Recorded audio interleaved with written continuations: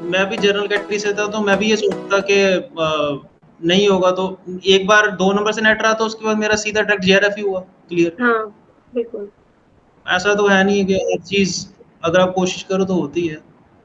बिल्कुल होती है, कोशिश करो तो, और सीधे रास्ते से भी होती है। ठीक है, बहुत हाँ, सारे ऑब्वियसली। लोग हैं माइंडसेट को मतलब यही सोचते हैं कि ये चलता है वो चलता है। अगर आप सीधे रास्ते से कोशिश करो तो डेफिनेटली पॉसिबल है, बिकॉज अगर हमारे पास नॉलेज है ना, तो कोई हमें कैसे निकाल सकता है 4-5 लोगों के पैनल के अंदर भी। If you have knowledge, then आपका बाकी लोगों का दूसरी क्योंकि आपके अंदर कोई नॉलेज है तो वो उसको कैच करेंगे ही। वो आपको डिफेम कर ही नहीं सकते आगे जाके रिजल्ट्स मैं में। आपको अपना बात बताऊँ, मैंने जनवरी में अपनी थीसिस सबमिट की थी। जी। मैंने 31 जनवरी को सबमिट की थी अपनी थीसिस, पीएचडी थीसिस। देन उसके बाद मुझे जॉइन करने को मैं फेब एंडिंग या मार्च फर्स्ट वीक में कर सकता था। मुझे उस टाइम पे भी 70-75,000 का ऑफर था। ओके। बट मैंने बोला कि नहीं, इतना किया तो 1 लाख के ऊपर कोई देगा तभी जाऊंगा, ऐसे नहीं। अच्छा। मैं लगा रहा, मतलब इंटरव्यूज मैं देता था ऑनलाइन ही। तो जब भी इंटरव्यू देता था, तो उसमें 7-8 लोग होते थे पैनल में इंटरव्यू लेने वाले। तो काफ़ी जगह इंटरव्यूज दिए, यूनिवर्सिटी काफ़ी ऑफर लेटर्स भी आई, मतलब 15 से 20 जगह सिलेक्शन भी हुआ। बट यहाँ पे ये था कि ये लोग ऑफर अच्छी दे रहे हैं, और हर जगह मैंने एक चीज़ ये सीख ली है कि आप जहाँ पे भी अप्लाई करते हो, वो पूछते हैं आप करंट कितनी सैलरी आप कितनी ले रहे हो, हाँ इन जी। है अभी कितना है, उसके ऊपर हाइक दे। तो मैंने सोचा कि यार 70 से शुरू करूंगा, मुझे लाख तक पहुंचने में 5 साल लग जाएंगे। तो अगर डायरेक्ट में अगर इतने में ही शुरू करता हूँ, तो ऑब्वियसली अगर कहीं उसके बाद स्विच करूंगा तो ग्रोथ ही होगी ना। हाँ अभी जी। तो थीसिस की रिवीजन भी 22 तक के लिए इसको ले सकते हैं। 7,500 7,500 क्वेश्चन इस ग्रीन वाली में पेपर 1। पेपर 2 कॉमर्स की एक ही बुक है जिसमें concept, previous question, expected question सब कुछ आपको मिल जाए। हेलो एवरीवन, वेलकम टू नव क्लासेस पॉडकास्ट। मेरे साथ है देवेंद्र पॉल सिंह। सो आपको कॉन्ग्रेचुलेशंस, देवेंद्र हमारी प्लस क्लास में भी रहे हैं और उनका जेआरएफ हो चुका है। और उसके साथ साथ अभी उन्होंने रिसेंटली पीएचडी भी कंप्लीट किया है, फाइनल सबमिशन कर दिया है, वाइवा बॉस बस होने ही वाला है। And he got selected as a assistant professor in university names. And इनकी जो सैलरी है 1.15 लाख आई थिंक, है 1.25 लाख है। सो बिग कॉन्ग्रेचुलेशन जो डायरेक्टली वो इस मुकाम तक पहुंचे हैं, पर वो इतनी आसानी से नहीं। मैं इनको काफी टाइम से जानती हूँ, आई थिंक आप 2-3 साल पुराने लर्नर है। हम्म, ठीक है, तो इतनी 2 साल। मेहनत वो तब से ही कर रहे हैं। तब भी he was in PhD during class, जब वो आते थे कह रहे थे कि मैं पीएचडी कर रहा हूँ। और उसके बाद इन्होंने इतने रिसर्च पेपर्स लिखे हैं, मेहनत करी है और अपनी नॉलेज को तराशा है, तो यहाँ तक अब वो पहुंचे हैं। देवेंद्र जी, थैंक यू मैम। आपकी जो जर्नी है ना, उसके बारे में आप हमारे लर्नर्स को रूबरू कीजिए, जो कहते हैं कि पता नहीं इसमें स्कोप है कि नहीं, net assistant professor net JRF के साथ। Ma'am, first of all, thanks for giving me this opportunity to present myself in your podcast and to guide some new people there. So, first of all, I will tell you about myself. Myself, Davinder Pal Singh. I'm basically from Jammu and Kashmir, and currently I got selected at NIMS University Jaipur as an assistant professor uh, with a good package and with a good salary. And I had also submitted my PhD revision of my PhD thesis, and my PhD viva will happen most probably by end of August. सो मैं मतलब यही जो मैंने अभी तक experience लिया है, तो I just want to tell one thing, that if you work hard then obviously no one can stop you, whether you belong to general category और सम अदर कैटेगरी। लोग जनरली ये बोलते हैं कि कुछ नहीं है हिंदुस्तान में, कुछ नहीं है, कुछ नहीं है, अपॉर्चुनिटीज़ नहीं है, इसको कोसना उसको कोसना। मोस्टली जो आपका ग्रुप है वहाँ पे भी मैंने कुछ कैंडिडेट्स को देखा है, उनका यही रहता है कि हम बस ये वहाँ पे ये भर्ती पे लगा है, इसको 25,000 रुपये मिल रहा है, इसको 20,000 मिल रहा है, पीएचडी भी कोई फ़ायदा नहीं है, नेट का भी कोई फ़ायदा नहीं है, किसी चीज़ का कोई फ़ायदा नहीं है, सब अंधकार में है, कुछ भी नहीं है। बट जो मुझे लगता है, मैं अगर if I am going to tell you my experience, I had submitted my PhD thesis in the month of January, 31st January. Then after that, continuously I am giving the interviews, and by the grace of God, I got selected not only 1 or 2 places, but I got offers from nearly 15 to 20 places, and that too at a good package. But the thing is that मेरा aim यही था, my motive is to start my career from such place with that package, so that if in future I am going to shift to someone, if I need to shift to some other place, then obviously I will get a good hike as per my PhD. Because एक ये भी रहता है कि अगर आप PhD आपने इतनी क्वालिफिकेशन ली है, and if you are a PhD, if you are a doctorate, then obviously you can't go for just 50 to 60 or 70,000. Yes. If I need to join some place, I got offers from CGC Landran, Chandigarh University also, and many more universities, Marwadi University, Rajkot, Gujarat, and many more places. I got offers from my one engineering college in Jammu only, and it's very near to my place, but they are not giving that much importance to you, and they are just giving you near about 65 to 70,000. So मुझे काफ़ी लोगों ने ये बोला कि यार तू मतलब जनवरी में तूने सबमिट की थी और अभी अगस्त आ गया, तो बीच में 7 से 8 महीने तो तू ऐसे ही बैठा रहा, तो may be you should join at some place at some whatever salary they are going to give कुछ you, भी कर लो ऐसा बोल बट एटलीस्ट वो मतलब तुम्हारा कुछ सेव तो होगा ना, तुम मतलब मैंने कहा था यार नहीं है, अगर मैंने 2-3 महीने वेट किया तो अभी मेरी PhD अवार्ड भी नहीं हुई है, तो मैं लगा रहूंगा। फिर जस्ट मैं एडवर्टाइजमेंट्स देखता था और अप्लाई करता था, और जहाँ पे भी मैंने अप्लाई किया है रिसर्च पब्लिकेशंस भी मेरी थी। हमारी यूनिवर्सिटी में तो क्राइटेरिया कि आपकी science citation index SCA publications होनी चाहिए, उसके अलावा तो आपको डिग्री अवार्ड नहीं होगी, और SCA पब्लिकेशंस निकालना इट्स नॉट अ जॉब। सो मेरे पास वो भी थी, उसके अलावा JRF भी था, और PhD भी अभी अवार्ड होने वाली थी। तो जहाँ पे मैंने इंटरव्यूज दिए, इंटरव्यूज जो भी कैंडिडेट्स दे रहे हैं, मैं एक चीज़ मैं खुद से ये बोलूँगा कि they mostly focus on two things. One thing, you should have good knowledge of your subjects also. Not all the subjects. In our computer science also we have 10 to 12 subjects that we need to prepare for our NET exam also, but they will ask you that in which subject you are comfortable, so we will ask you questions from that subject only.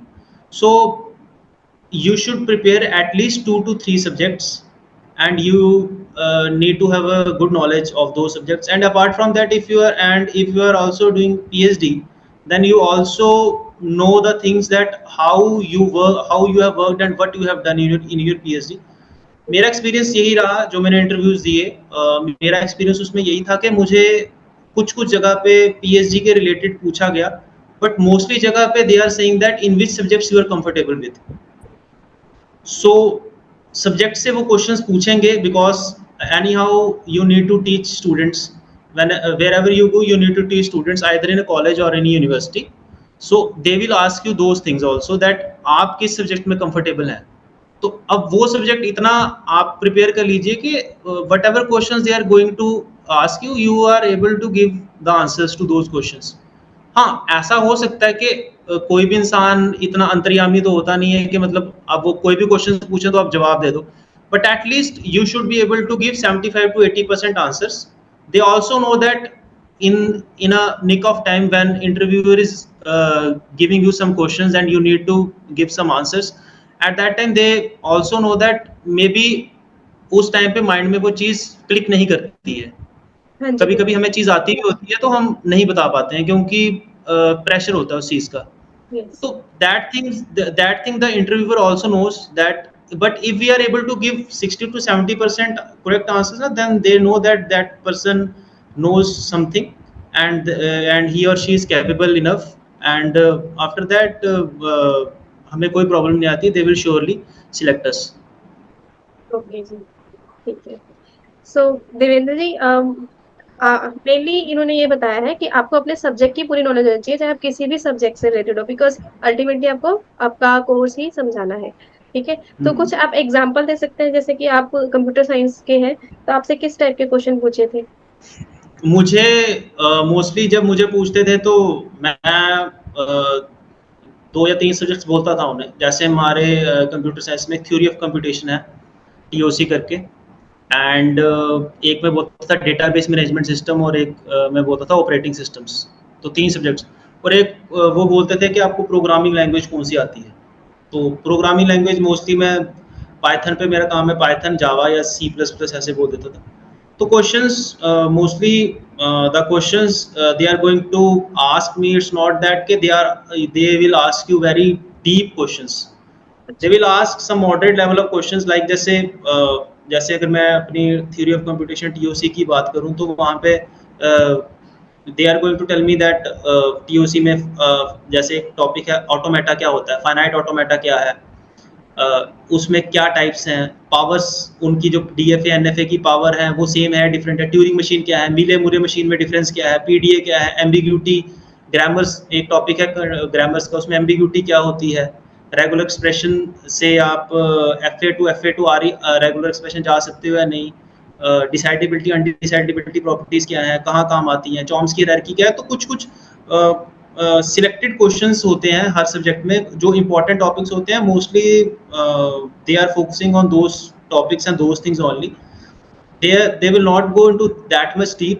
कहीं कहीं जगह जहाँ मैंने interview दिया वहाँ but 2 to 3 places पे कुछ जगह डीप गए भी थे इंटरव्यूअर, बट मोस्टली जहाँ मैंने दिया वहाँ पे इतने डीप में नहीं था। बट हाँ, they will ask you if suppose if I told them that मुझे ये सब्जेक्ट आता है, हाँ जी, then obviously they will ask some moderate, easy, and some questions are difficult also. So they will check your understanding, your knowledge of that subject. They will ask all types of questions, but mostly जो level रहता है वो easy to moderate ही रहता है, high level इतने level के questions में नहीं जाते। इट मीन्स अगर कोई फ्रेशर भी है और वो लोग नेट जेआरएफ की भी तैयारी कर रहे हैं और अपने पेपर 2 के हिसाब से भी कुछ सब्जेक्ट्स को अपना बहुत ही स्ट्रांग बना लेते हैं, तो वो भी इंटरव्यू में कॉन्फिडेंटली इंटरव्यू दे तो कर पाएंगे। मैं तो मैम ये चीज़ बोलूँगा कि मुझे नेट जेआरएफ की प्रिपरेशन ने ही इंटरव्यू क्रैक करवाए हैं, बिकॉज जब हम नेट जेआरएफ की प्रिपरेशन करते थे तो हम सब्जेक्ट से इन टच रहते हैं। अगर आप इस टाइम पे किसी कैंडिडेट को उठा लेंगे और ही और she is not that much in touch with the subjects, then मुझे नहीं लगता कि वो इंटरव्यू वगैरह कोई क्रैक कर पाएगा। बिकॉज अगर आप सब्जेक्ट से इन टच ही नहीं है, आप 4-5 साल अपनी PhD को लगाए and you don't know about the subjects, then obviously if they are going to tell you some questions and they will ask you that in which subjects you are comfortable with, then you are not able to give the answers of those questions because हम तो उससे in touch ही नहीं है, हमें पता ही नहीं है। अब मुझे कोई चीज़ पूछेगा कि भाई ये सब्जेक्ट पता है, इसमें ये चीज़ है, तो मैं इन टच ही नहीं हूँ, तो मैं क्या ही बताऊंगा। तो सब्जेक्ट से इन टच रहना, मैं तो ये बोलूँगा कि मुझे जो इंटरव्यूज क्रैक हुए हैं तो उसमें नेट जेआरएफ की प्रिपरेशन का एक बहुत बड़ा हाथ रहा है, बहुत बड़ा रोल है उसमें। क्योंकि जब 2 नंबर से मेरा नेट भी रहा था तो उस टाइम भी मैं प्रिपरेशन कर ही रहा था, उसके बाद जब जेआरएफ हुआ तब भी प्रिपरेशन कर रहा था। तो सब्जेक्ट से मैं इतना इन टच था कि मुझे और मैं आपको अपनी एक बात बताऊं, मैंने जो भी इंटरव्यूज दिए मैंने कोई प्रिपरेशन करके इंटरव्यू नहीं दिया कि मैं सब्जेक्ट को प्रिपेयर कर रहा हूँ। जो भी मुझसे पूछा गया मैंने चीज़ें, अगर आपने इतना पढ़ा है, इतना किया, तो आपको स्ट्राइक माइंड में स्ट्राइक हो ही जाती हैं ऑब्वियसली। तो मैंने वैसे ही जो क्वेश्चंस पूछते थे, कुछ क्वेश्चन मुझे, मैं भी नहीं बोलूँगा कि मुझे हर एक क्वेश्चन का ही जवाब आ गया, ऐसा भी नहीं है, but mostly whatever they are going to ask me I am able to give answers. Mostly मेरे 75 to 80% आंसर्स करेक्ट होते थे। सो लाइकवाइज। जी, आपका वो PhD कौन सी यूनिवर्सिटी से है? मेरा ma'am Shri Mata Vaishno Devi university Katra, Jammu and Kashmir से है PhD।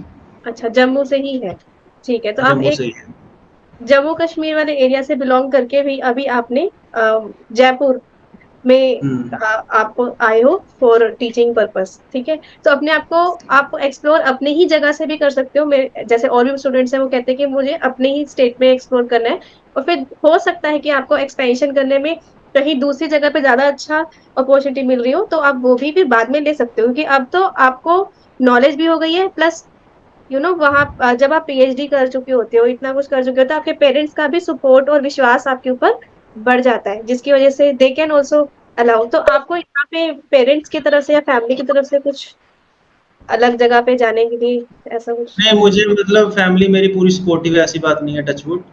Both my parents are government employees, so मुझे ऐसा नहीं है कि फैमिली की तरफ से सपोर्ट नहीं है। मुझे फैमिली की तरफ से हमेशा सपोर्ट रहा है, right from my childhood till now PhD तक। बट अब एक चीज़ मैं ये सोचता हूँ कि अभी तक तो घर पे ही रहते हैं, अब घर से बाहर जाना पड़ेगा, तो फर्स्ट टाइम है। बट ये है कि यूनिवर्सिटी में भी जब मैं था तो यूनिवर्सिटी में हॉस्टल होते थे, तो हॉस्टल में रहने का एक एक्सपीरियंस तो है मुझे कि हॉस्टल में कैसे रहा जाता है। तो वहाँ हॉस्टल में रहते थे, बट वहाँ पे ये कि वीकेंड में घर आ जाता था, क्योंकि यूनिवर्सिटी से हॉस्टल, हाँ, हॉस्टल से यूनिवर्सिटी का जो डिस्टेंस हमारा 40 टू 45 किलोमीटर्स है, तो मोस्टली वीकेंड पे, क्योंकि सैटरडे संडे यूनिवर्सिटी ऑफ होती है। जी। जहाँ पे मैं अभी जा रहा हूँ वहाँ पे भी सैटरडे संडे ऑफ है, तो मतलब बट यहाँ पे ये है कि यहाँ पे वो आया नहीं जाएगा, आया भी जाएगा तो मे बी 4 टू 5 मंथ्स के बाद ही आया जाए। But in the end ma'am एक चीज़ है कि you need to sacrifice something if you need to achieve something. बिल्कुल, बिल्कुल सो सही कह रहे हो। थोड़ा बहुत सैक्रिफाइस तो करना ही पड़ता है। कैरियर स्टार्ट है और अगर अच्छा सैलरी मिल रही है तो then you should give a try and you should gain some experience. Then after that ज़रूरी नहीं है कि आप वहीं पे जॉब करें। Then after that if you get some good salary in some other institute, then obviously you will switch from that institute to that particular institute. And mostly मेरा तो यही है, फोकस तो यही है कि आफ्टर पीएचडी एक्सपीरियंस के बाद गवर्नमेंट जॉब का। तो mostly I will try in central universities also, because अभी पीएचडी अवॉर्डेड नहीं है तो ये इंस्टीट्यूट्स लेंगे नहीं। So national institute of technologies हैं, NITs, triple ITs, IITs and central universities हैं इंडिया में। So I will try in those institutes and I am pretty much sure that once my PhD degree gets awarded and if I get some experience there over there for 1.5 years, then obviously in some point of time I will definitely get a job in some government institute also. That Even much I confidence believe I that you have will on। हाँ, मुझे अपने में इतना confidence है कि मुझे government institute में भी जॉब मिल जाएगी। मिल जाएगी, बिल्कुल। सो आपने अपने टीचिंग क्या कहते हैं पीएचडी के दौरान टीचिंग एक्सपीरियंस भी लिया है, क्योंकि जैसे हमारे यूनिवर्सिटी में होता है कि ड्यूरिंग दैट आपको टीचिंग आवर्स भी मिलते हैं, सो वो भी आपने लिए होंगे। नहीं, हमारी यूनिवर्सिटी में टीचिंग नहीं थी। अच्छा। हमारी यूनिवर्सिटी में मोस्टली ये था कि हमें हमें गाइड भी ऐसे मिले जिन्होंने हमसे अपना कोई काम नहीं करवाया। अरे मोस्टली गाइड गाइड जो हमारे थे वो खुद ही कुछ करते थे, वो स्कॉलर्स को बिल्कुल एंगेज नहीं करते थे। उनका ये था कि हम मोस्टली अपने काम पे फोकस रखें और बाकी चीज़ें कुछ नहीं। कभी हमसे कोई पेपर नहीं चेक करवाया, कोई कुछ नहीं करवाया, ऐसा कोई काम नहीं था। हमें इन द एंड मतलब थर्ड ईयर में मुझे वही लैब वगैरह देते थे, वो भी एक लैब लेनी होती थी 2 घंटे की। हाँ, उसके अलावा कोई टीचिंग लोड नहीं था, कोई कुछ नहीं था। बट अब सुनने में आया कि अब they have started some teaching अब कंपल्सरी भी कर दिया है। अब स्कॉलर्स को दे रहे हैं। बट मुझे हमें टीचिंग लोड ना मुझे मिला, और लैब लेते थे एक वीक में 2 टाइम्स लैब होती थी 2 आवर्स की, तो दैट 4 आवर्स होते थे हमारे। उसके अलावा तो कोई टीचिंग वगैरह नहीं था। टीचिंग मैंने ऐसे after my when my MTech gets completed I taught in one engineering college for 6 months. Okay. So उसके बाद मैंने एक इंजीनियरिंग कॉलेज जम्मू में ही 6 मंथ्स पढ़ाया। बट उसके अलावा तो मैंने कोई टीचिंग नहीं की है। इसलिए अभी भी जहाँ पे इंटरव्यू देता था तो बोलते आपको टीचिंग एक्सपीरियंस है, तो I used to tell them that particular thing, that how you will get some teaching experience if you don't teach at some place. Teaching experience will only came if you teach at some place. So teaching experience तो तभी आएगा जब आप कहीं teach करोगे, but आपको अगर teach ही नहीं कर रहे तो टीचिंग एक्सपीरियंस कहाँ से आएगा। सो अब ये है कि जा रहे हैं एंड ऑब्वियसली वहाँ वर्क करेंगे, सो ऑब्वियसली उसे टीचिंग एक्सपीरियंस भी आएगा। एंड ऑब्वियसली जब इंसान अपनी स्टेट से कहीं बाहर जाता है तो वो चीज़ें सीखता है, काफ़ी सारी चीज़ें वो वहाँ पे बताता भी है, सीखता भी है। तो and it's a learning is a continuous process, ये तो लाइफ लॉन्ग चलता ही रहता है। बिल्कुल तो चलता ऐसा है। ही है मैम। ठीक है, अब मैं आपसे आपकी रिसर्च पब्लिकेशंस वगैरह के बारे में जानना चाहूंगी, जो मेरे को पता है कि आप काफी इसमें मेहनत करते रहते हो, तो लर्नर्स को भी पता चलेगा कि रिसर्च पब्लिकेशंस का भी बहुत बड़ा रोल है हमारे पीएचडी के दौरान भी। तो मैम रिसर्च पब्लिकेशंस का मेरा ये है कि मोस्टली जो जर्नल्स होते हैं वो एक तो यूजीसी अप्रूव्ड होते हैं, एक स्कोपस होते हैं और एक एससीए जर्नल्स होते हैं। और अगर आप मैनेजमेंट की तरफ जाए तो वहाँ पे एबीडीसी जर्नल्स होते हैं, शायद एबीसीडी या एबीडीसी, तो जो भी है।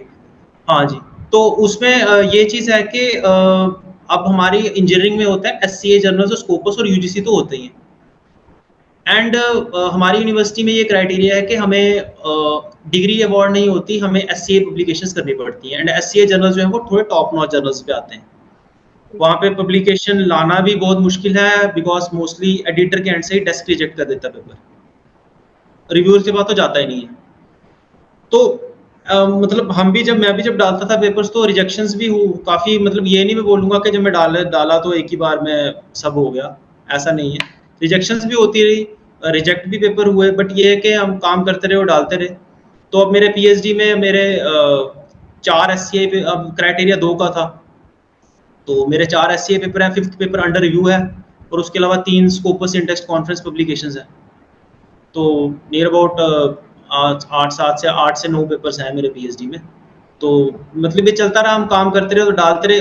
मैं तो एक चीज़ बोलूँगा कि ज़िंदगी में, लाइफ में कभी भी, if you get some failure also in your life, then that failure will also teach you something. Mostly failure से ही इंसान सीखता है। अगर सक्सेस मिलती रहेगी तो इंसान कभी कुछ सीख नहीं पाएगा। मैंने अपने पीएचडी में अपने गाइड से भी बड़ा कुछ सीखा, को सुपरवाइजर से भी बड़ा कुछ सीखा, और इवन के जो मेरे कोलीग्स थे उनसे भी बड़ा कुछ सीखा। वो लर्निंग एक्सपीरियंस ले के ही मैं आगे बढ़ा हूँ। और मोस्टली मैं तो ये बोलूँगा कि मेरा अगर जेआरएफ भी क्लियर हुआ है तो मेरे साथ कुछ इंसिडेंट्स ऐसे हुए पीएचडी में, अगर वो ना होते तो शायद मेरा जेआरएफ भी ना होता। तो मतलब वो इंसिडेंट मतलब अपने गाइड की तरफ से भी थे, तो थोड़ा सा मतलब उनकी तरफ से भी थे, तो उसी से मैं मोटिवेट हुआ।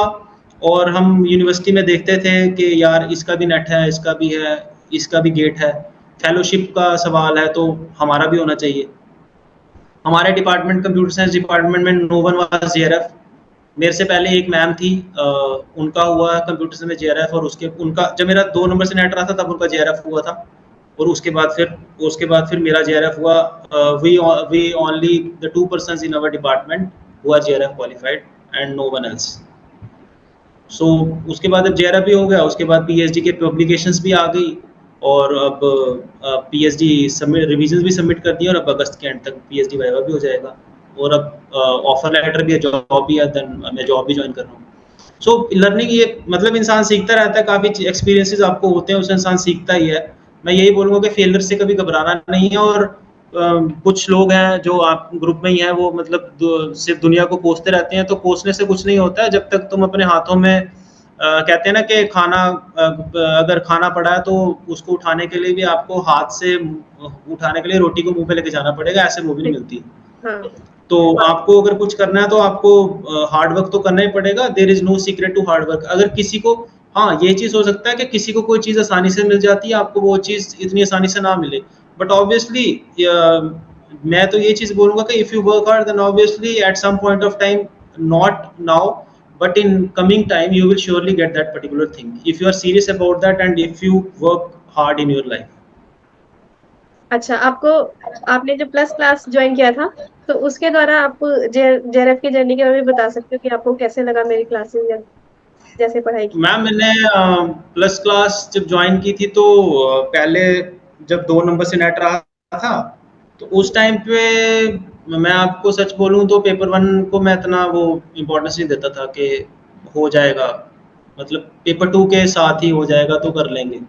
हाँ जी। तो उस टाइम ये था कि पेपर 1 मोस्टली आपका, मैंने उस टाइम पे वही एनालिसिस देखे थे जो पेपर के आप करवाते थे, हाँ जी। जो एनालिसिस कराते थे, हाँ वो ही देखते थे। तो उस टाइम पे एनालिसिस तो देखते थे, बट वो एनालिसिस देख के ही मैं बस पेपर देने चला गया था। पेपर 1 तो मैंने इतना पढ़ा ही नहीं था, उसी में से कुछ क्वेश्चंस रिपीट हो गए थे, हाँ, मतलब जो पुरानी शीट्स में आए थे तो वो कर दिया था। बट तो उस टाइम पे मुझे याद है जनरल कैटेगरी का 164 कट ऑफ गया था, मेरे 162 मार्क्स थे, तो 2 नंबर से एग्जाम रह गया था। फिर मुझे थोड़ी अक्ल आई कि मैंने बोला यार पेपर 1 तो करना पड़ेगा, उसके बिना तो एग्जाम नहीं क्लियर होने वाला। क्योंकि आपको भी सुनते थे तो आप भी यही बोलते थे कि पेपर 1 पेपर 2 दोनों इंपॉर्टेंट है। देन उसके बाद फिर मैंने आपकी बुक्स मंगवाई, जो आपकी एक थ्योरी की बुक और वो ऑब्जेक्टिव की बुक थी, वो मंगवाई थी मैंने, और मैंने उससे भी मेरा पीवाईक्यूज तो मैंने ऑलमोस्ट 2012-13 तक के सब लगा दिए थे, वहाँ से लेकर 2022 तक। उसके अलावा जो आप पीडीएफ वगैरह देती थी वहाँ से भी करते थे, और क्लासेस वगैरह तो आपकी मतलब एक रात को 10 बजे वाली क्लास तो मैं कोई मिस नहीं की, फिर वो तो ली है। एंड उसके अलावा जो आपकी उस टाइम 2 बजे क्लास होती थी आपकी 2 से 4, तो वो भी लेते थे। तो हर क्लास मतलब ली है, और उसके बाद पेपर 1 को भी इक्वल इम्पोर्टेंस दी, और पेपर 2 को भी पेपर 2 तो मैं वर्षा अग्रवाल मैम से किया है, उनको भी मैं अपनी एक सक्सेस का क्रेडिट दूंगा, बिकॉज अगर वो ना होती, उन्होंने मुझे हाथ पकड़ के चलाया है पेपर 2 में, और मुझे मतलब ये बात बोलते हुए संकोच नहीं होती कि मुझे कुछ आता नहीं था, बट अब पेपर 2 में इतना कंफर्टेबल है कि बच्चों को आंख बंद करके पढ़ा सकते हैं। हाँ जी। तो मतलब उन्होंने मुझे ये चीज बोली थी जब मेरा 2 नंबर से एग्जाम रहा था, तो उन्होंने बोला था बेटा तुम्हें इतनी कैपेबिलिटी है कि तुम्हारा अगर 2 नंबर से रहा है तो तुम 20 नंबर ऊपर भी ले सकते हो। और तुम्हें डरने की जरूरत नहीं, मैं तुम्हारे साथ हूँ। तो मतलब जो उन्होंने बोला था वो मतलब 20 से ज़्यादा ही ऊपर नंबर आए मेरे मतलब जब जेआरएफ क्लियर हुआ था 188 मार्क्स थे। तो मैं 162 पे रहा था और 188 थे। तो मेहनत की, मैम का भी काफ़ी हाथ था और आपसे तो पेपर 1 पढ़ा ही है ऑब्वियसली। तो पेपर 1 भी कर गए थे। तो उसके बाद अब जब मैं उस टाइम एग्ज़ाम दिया तो काफ़ी सारे क्वेश्चंस, क्योंकि एनटीए में स्क्रीन का बड़ा इशू रहता है कि क्वेश्चंस ऊपर नीचे थे, हमारे डायग्राम्स वगैरह दिख नहीं रही थी। तो सेंटर में काफ़ी बच्चे हल्ला मचा रहे थे कि यार ये नहीं हो रहा, वो नहीं हो रहा, वो नहीं हो रहा। मैं बिल्कुल काम एंड कंपोज था। और मैं आपको एक चीज़ बोलूँ, जब मेरा जेआरएफ हुआ, मैंने सिंगल मॉक नहीं दिया, कोई मॉक दे के नहीं गया था मैं। मुझे मैम भी बोलती रही मॉक दे, तो मैंने कहा मैम मॉक वहाँ फाइनल एग्जाम में देंगे, वही मॉक है। मैंने वहीं पे एग्जाम दिया और वो मैं इतना काम एंड कंपोज था वहां पे कि मुझे पता नहीं चल रहा था कि वो कर रहा है। मतलब जो क्वेश्चंस आते थे वो आते, मतलब पेपर 2 तो ऐसा था कि यार सब क्वेश्चंस आते ही थे। आधे तो पीवाईक्यूज रिपीट हो गए थे उनके, तो मैंने मतलब ऑप्शंस बिना ऑप्शंस देखे आंसर लगाए हैं। इतना कॉन्फिडेंस था मुझे। पेपर 2 तो ऐसा हो गया था कि यार कोई परवाह ही नहीं है।